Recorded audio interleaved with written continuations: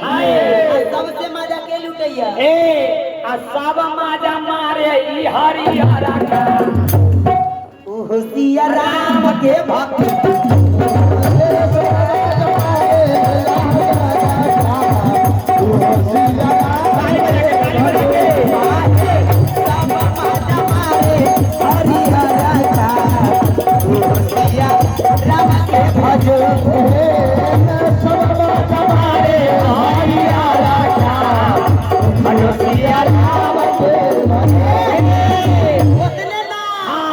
सुनतानी पतलुका वाली दिनों मरना रखेली है सुनतानी पतलुका वाली दिनों मरना रखेली है सुनतानी पतलुका वाली दिनों मरना रखेली है सुनतानी पतलुका वाली दिनों मरना रखेली है